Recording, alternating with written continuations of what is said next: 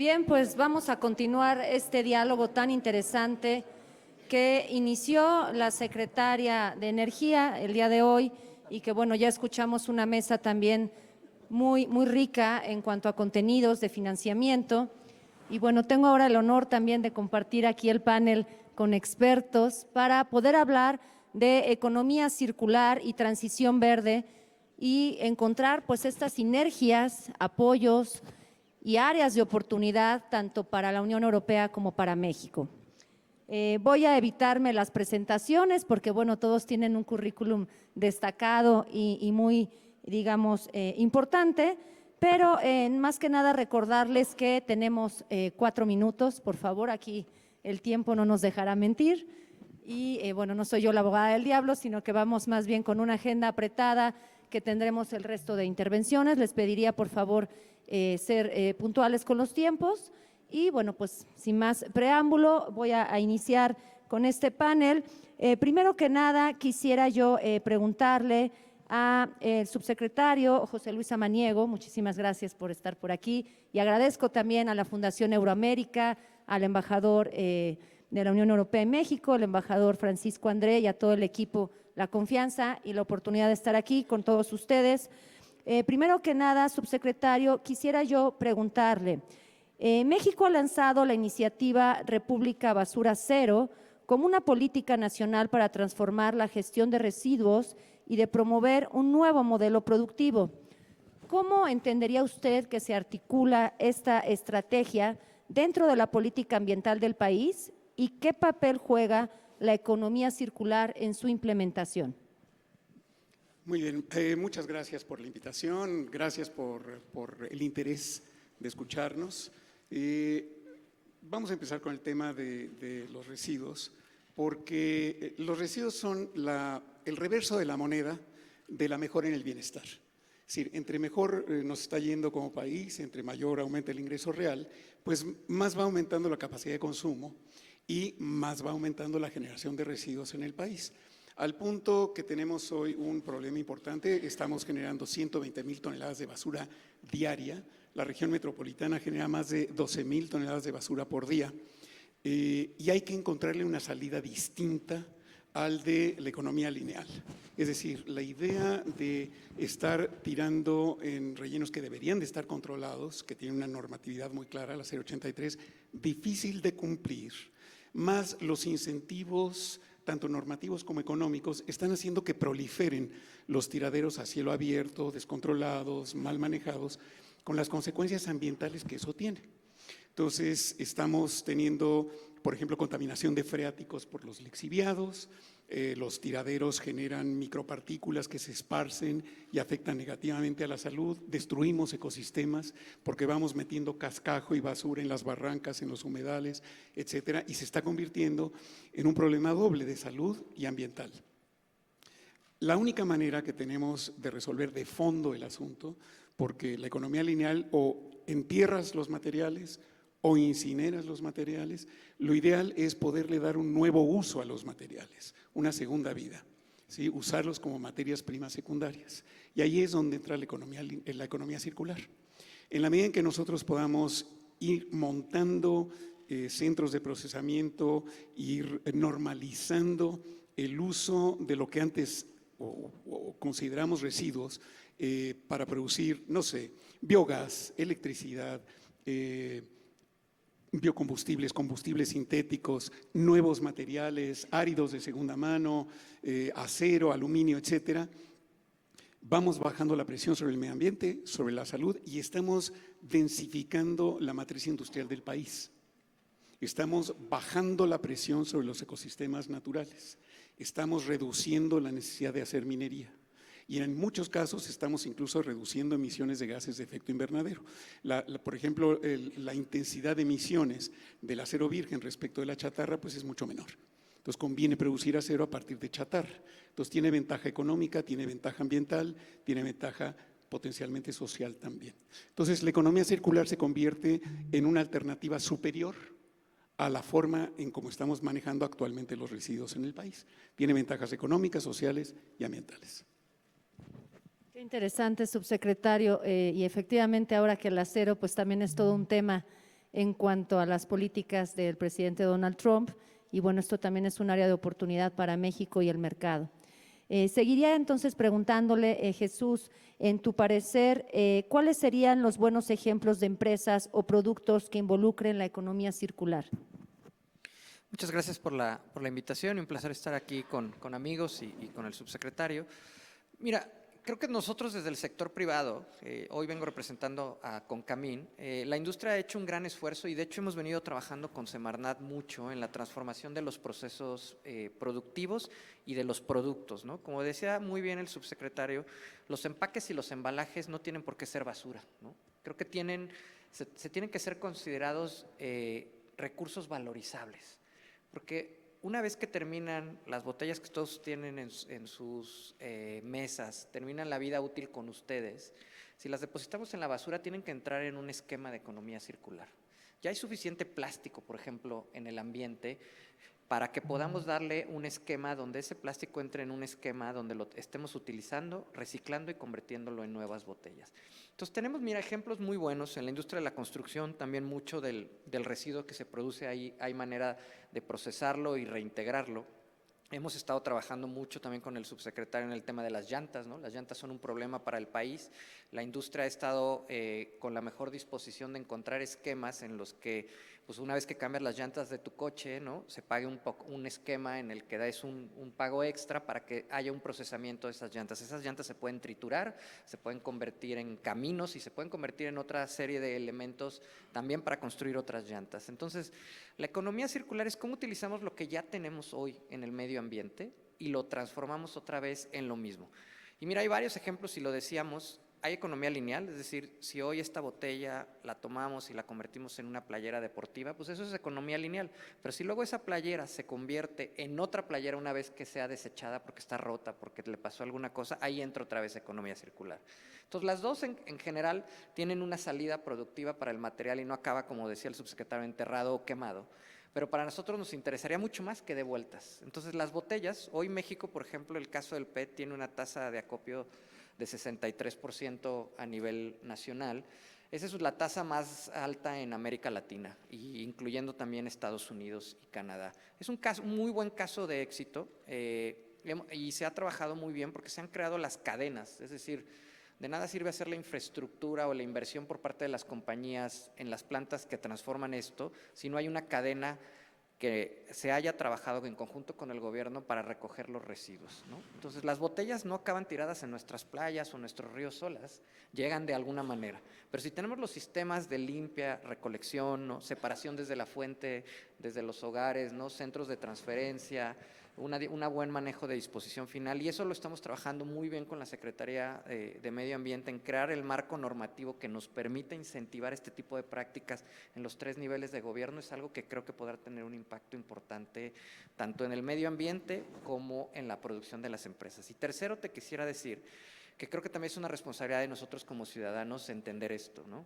Si depositamos la basura fuera de su lugar, ¿no? Cuando yo era niño había una campaña que decía deposita la basura en su lugar, y es a lo mejor un ejemplo muy simplista, pero si ustedes, y seguro han ido caminando por la calle y ven que alguien termina un producto de lo que sea, lo termina de consumir, lo avienta por la ventana del auto o lo avienta en la primer jardinera que se encuentra, ese es un error porque estamos evitando que esos productos entren a cadenas de valorización y de reciclaje. Entonces, el ciudadano, ustedes, yo, todos nosotros tenemos también una responsabilidad en esto, que es depositar la basura en su lugar, ¿no? Y entender que si hacemos una buena disposición de esto, por ejemplo, si el cartón no lo mezclamos con elementos, comida, no se moja, es mucho más fácil para la industria retomarlo y reciclarlo, ¿no? Entonces, hay una serie de pasos que estamos trabajando junto con el gobierno a nivel federal, a nivel estatal y a nivel local para tratar de mejorar estos sistemas.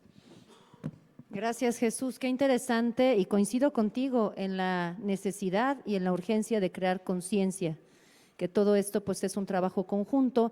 Y en este sentido, yo te preguntaría, Óscar, desde la perspectiva de Dodge Cleantech, ¿cuál consideras que serían las principales oportunidades que México ofrece a las empresas europeas en materia de agua, de energía y de economía circular? ¿Y qué condiciones o políticas consideras tú que podrían fortalecer aún más la colaboración y la atracción de inversión europea en estos sectores? Muchas gracias, Mónica. Buenos días a todos. Evidentemente, el tema es relevante. México ofrece una gran cantidad de oportunidades en este tema. El impulso que le ha dado el subsecretario Samaniego y la secretaria de Medio Ambiente al tema es muy relevante porque, digamos, basura, energía y agua van juntos siempre. Entonces, de alguna manera, tenemos que aprovechar nuestros recursos. México tiene desde hace muchos años una problemática importante, el tema de infraestructura. Tenemos, para poner un ejemplo, cerca de 2.600 plantas en el país, plantas de tratamiento de agua que están abandonadas, vandalizadas, fuera de operación.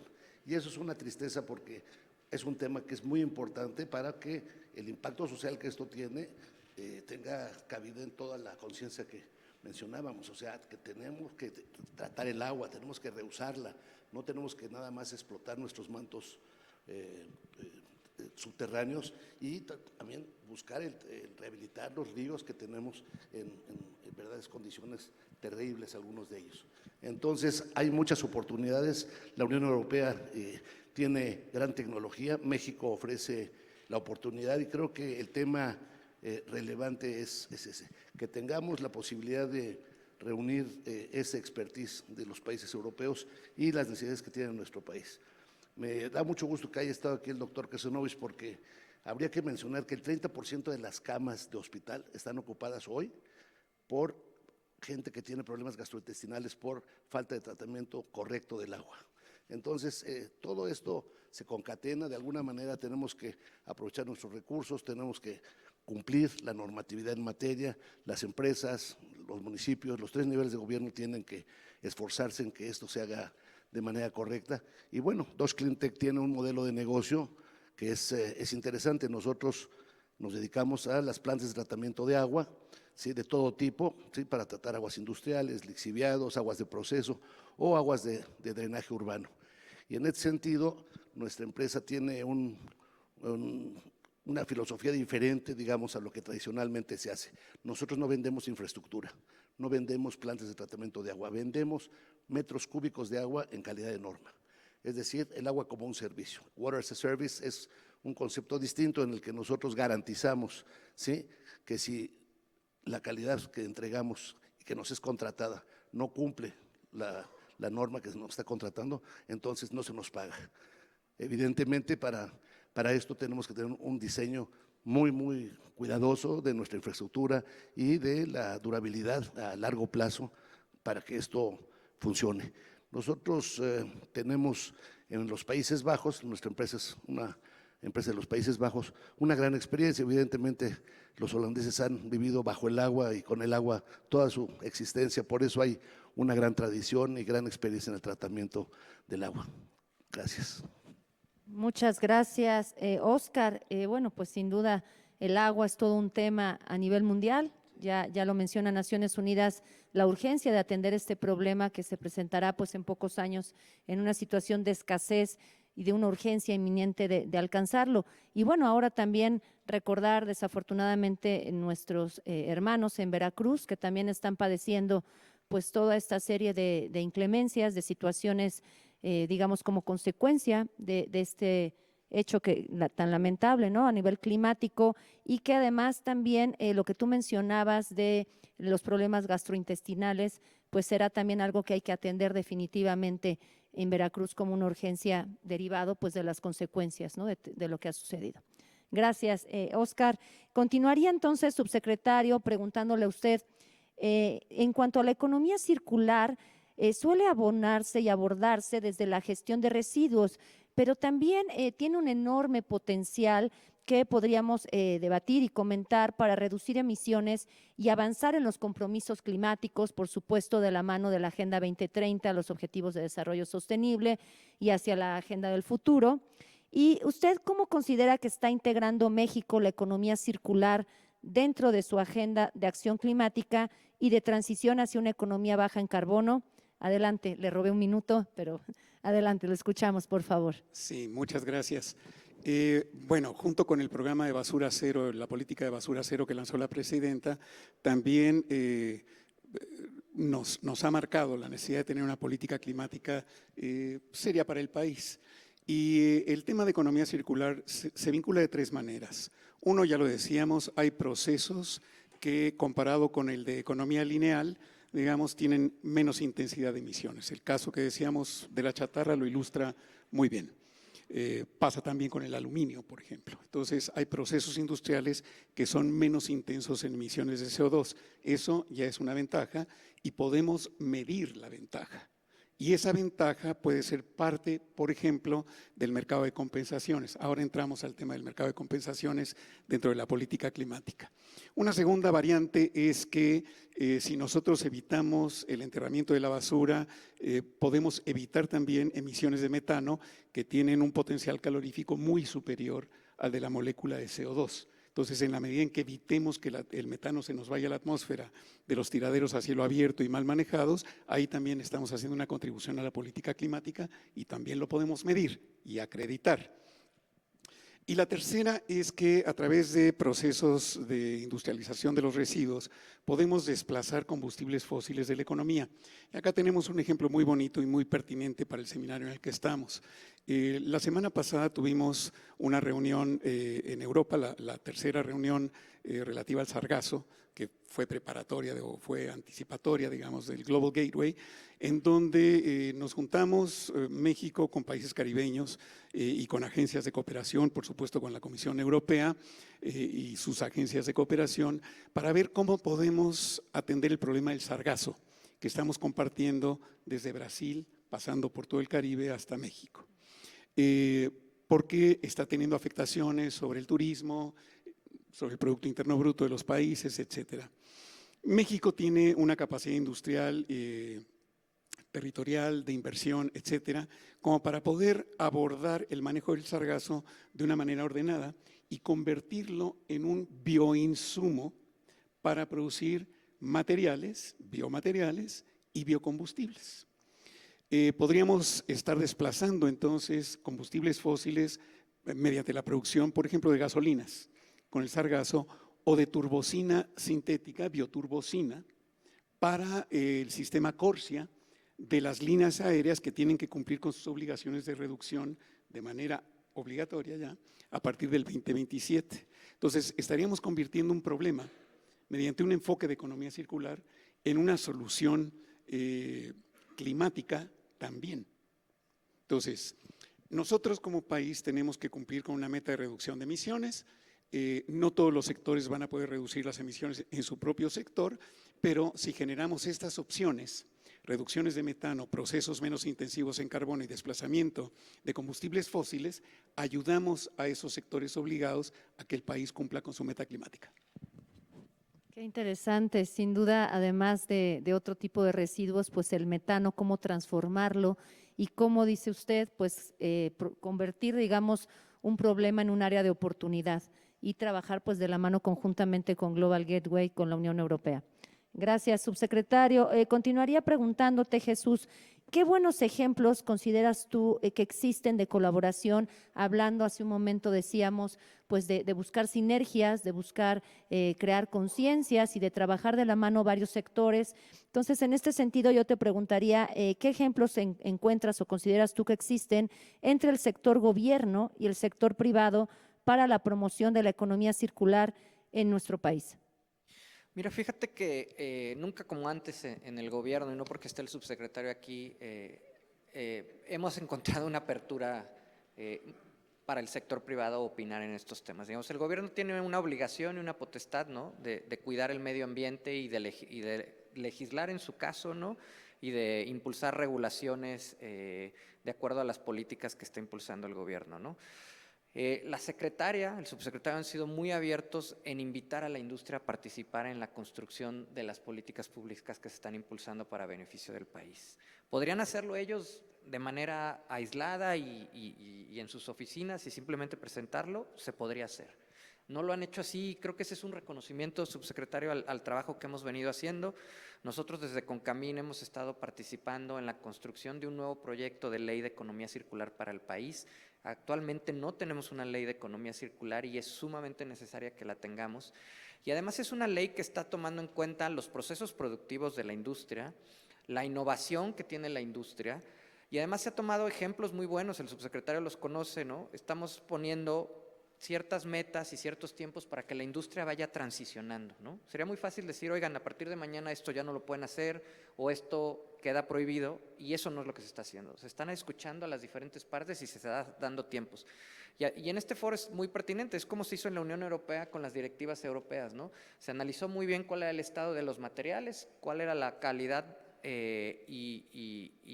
la infraestructura que tenía cada uno de los países para avanzar en esto, y se fueron estableciendo metas, ¿no? Y es un poco lo que hemos seguido trabajando aquí con los distintos sectores. No es un trabajo fácil, hay muchos sectores con diferentes grados de avance o madurez en el manejo de sus residuos o de sus procesos productivos, pero hemos encontrado un punto común que es que queremos un mejor medio ambiente, queremos menores emisiones, y creemos también que la ruta ha sido el consenso, ¿no? Entonces, eso creo que ha sido un muy buen ejemplo. En todos los niveles hemos encontrado una apertura. También en el Congreso, en este tema de economía circular, han sido muy abiertos a tener parlamento abierto con nosotros y a tener una discusión constante, ¿no? Es un proceso lento, ¿no? No es un proceso que pudiera avanzar rápido porque se tienen que hacer muchas consultas y hacer las revisiones, presentar evidencia, pero la apertura, creo que esa es la clave que yo daría en esto, ¿no? Siempre generar las cosas por consenso tiene un mejor resultado para el país. Y además, pues todos participamos, ¿no? Después no nos podemos quejar que no tuvimos oportunidad de decir lo que teníamos que decir, y finalmente la palabra la tiene el gobierno, ¿no? Pero nos escucharon en el proceso y eso nos deja muy satisfechos y estamos contentos de seguir adelante trabajando en la construcción de las mejores políticas posibles para este país, que tomen en cuenta, ¿no?, las condiciones económicas, sociales y ambientales que tenemos particulares en este país, y en eso seguimos y seguiremos. Jesús, pues coincido también, ¿no?, en que los consensos son importantes para lograr los objetivos deseados. Y en este sentido, Óscar, yo te preguntaría, y bueno, tienes el gusto de cerrar y a lo mejor tienes unos minutitos más, o si quieren agregar algún otro comentario, me parece que vamos muy bien en tiempos. Te quisiera preguntar, ya nos platicabas del trabajo que hace Dodge Clean Tech en varias áreas, ¿no?, sobre todo en cuestiones de agua. En este sentido, ¿podrías explicarnos, por favor, cómo estos modelos integran tecnología europea y financiamiento sostenible en casos concretos de proyectos que esté trabajando desde tu industria que lideras? Muchas gracias. Bueno, sí, definitivamente tenemos muchos proyectos en curso, pero uno relevante que yo quisiera tal vez comentar sería el de la valorización del sargazo que mencionó el subsecretario. De alguna manera siempre hemos considerado y hemos visto al sargazo como un problema, y realmente nosotros lo estamos viendo a través del esquema de economía circular como una oportunidad, una gran oportunidad. En las iniciativas que se han hecho, más de 200 iniciativas para hacer todo tipo de productos, cosas, realmente creo que no había habido un enfoque de valorización grande para hacer que el negocio fuera rentable, que pudiera tener un grado de inversión y de apoyo precisamente de las empresas europeas. En nuestro caso, tendríamos un proyecto que hemos estado trabajando además ya por 3 años de 5 aristas. La primera, un sistema de monitoreo satelital para poder saber en dónde está el sargazo y cómo se correlaciona con las corrientes marinas y con los vientos para ver el tiempo estimado de llegada antes de que llegue a la playa. Esto con embarcaciones que puedan pescarlo, porque la carta pesquera ya fue reformada recientemente y el sargazo es un producto pesquero. Entonces va a haber mucha oportunidad de ir a capturar mucho sargazo para muchísimos productos y subproductos como los que mencionó el doctor Samaniego.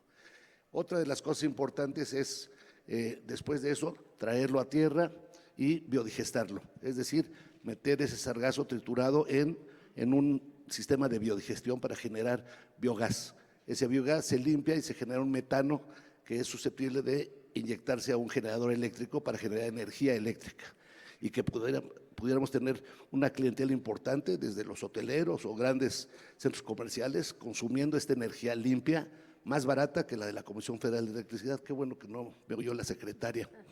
Pero de alguna manera, la tercera arista es un proyecto de saneamiento integral en donde 3 plantas de agua que le dan un tratamiento al drenaje de 55,000 cuartos de hotel van a ser pues rehechas, van a construirse 3 plantas. Las que tiene el Boulevard Cuculcán en Cancún son plantas de 50 años ya que hizo Fonatur y que bueno, ya llegó el momento de renovarlas, meterles más tecnología, más capacidad, porque además sigue creciendo, es un polo de desarrollo importantísimo y efectivamente se está viendo afectado el turismo por la problemática del sargazo.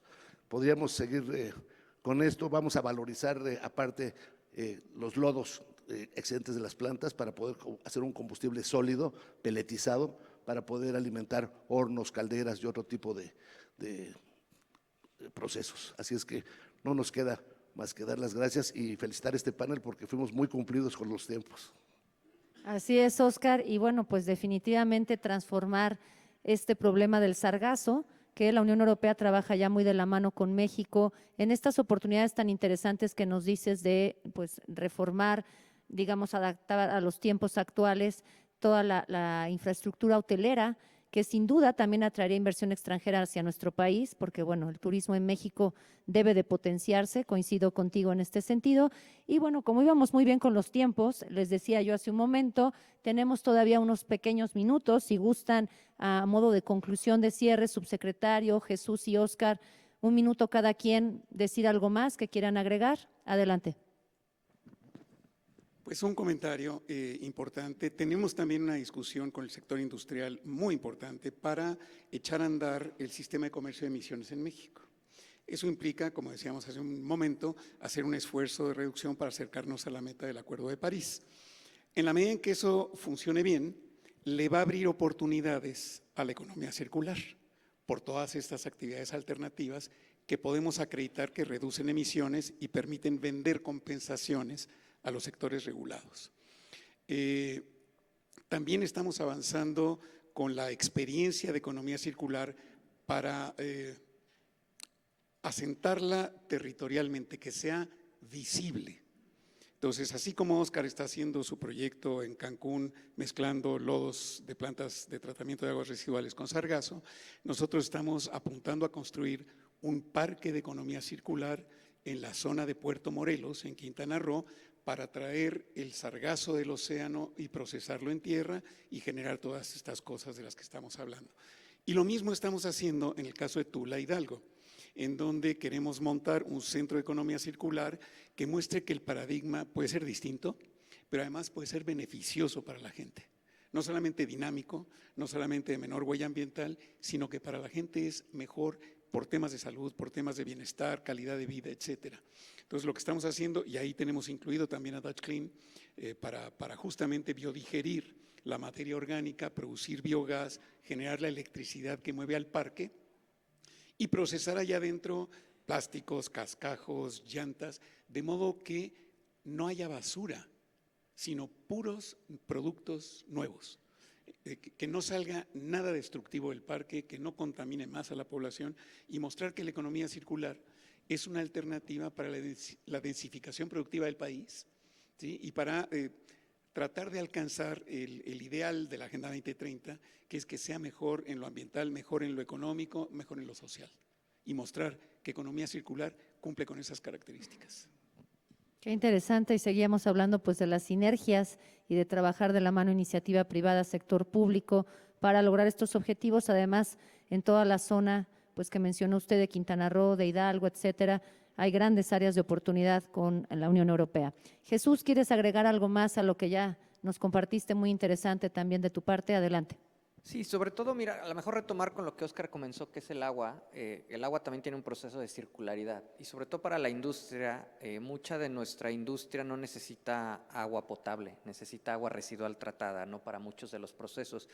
Una vez que nosotros utilizamos agua residual tratada, dejamos de utilizar agua de la red o agua de pozo que es potable, ¿no? Y eso la disponibiliza para el consumo humano. Entonces, creo que tenemos que hacer un énfasis y trabajar muy de la mano, sobre todo con los gobiernos municipales, que son los que manejan muchos de los tratamientos de las aguas residuales a nivel municipal, para incrementar las líneas moradas, ¿no? Tenemos que trabajar mucho en la incrementación de las líneas moradas, que básicamente son redes de conducción de agua tratada a las cuales se conectan las empresas y utilizan esa agua.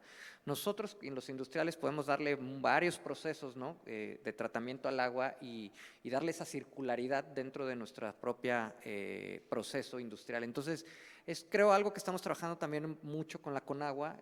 La Conagua está en un proceso de transformación y de tomar otra vez la rectoría del agua en el país, y creo que este es uno de los temas importantes. Y el segundo es, me decías hace rato que teníamos casos muy importantes, el subsecretario recientemente estuvo con nosotros. La planta más grande de reciclaje de PET grado alimenticio está en México, ¿no? O sea, a veces andamos pensando que la mejor tecnología o la punta de lanza está en otro lado, y en México tenemos la planta más grande y más exitosa en este tema del mundo, se llama PetStar. Si tienen algún día oportunidad, visítenla, la verdad es un gran lugar, y creemos que ejemplos como este, donde es un negocio bien manejado, bien integrado verticalmente, y no es un negocio que opera en números rojos, sino es un negocio que opera en números negros, y que además puede ser también un buen negocio el reciclaje bien manejado, ¿no? Entonces, el mensaje aquí es, la economía circular está en todo. La economía circular puede ser un buen negocio, la economía circular puede ayudar al crecimiento de la industria, y la economía circular se tiene que trabajar de la mano gobierno, sector privado y sociedad. Gracias, Jesús. Y bueno, visitaremos esta planta que mencionas tú. ¿Dónde se encuentra ubicada? Está en Toluca, en el Estado de México, está aquí muy cerca, y tiene un dato interesante: es el museo privado más visitado de México porque recibe muchas escuelas y universidades para entender estos procesos que muy bien describía el subsecretario. Y bueno, también ver el talento mexicano, como tú bien comentas, ¿no? En cuanto a reciclaje y ser líderes y pioneros en el tema del PET. Óscar, te dejaría a ti pues cerrar este panel que ha sido muy interesante, debatir con todos ustedes. ¿Algo más que quieras agregar a lo que ya nos compartiste? Gracias, Mónica. Sí, muy breve.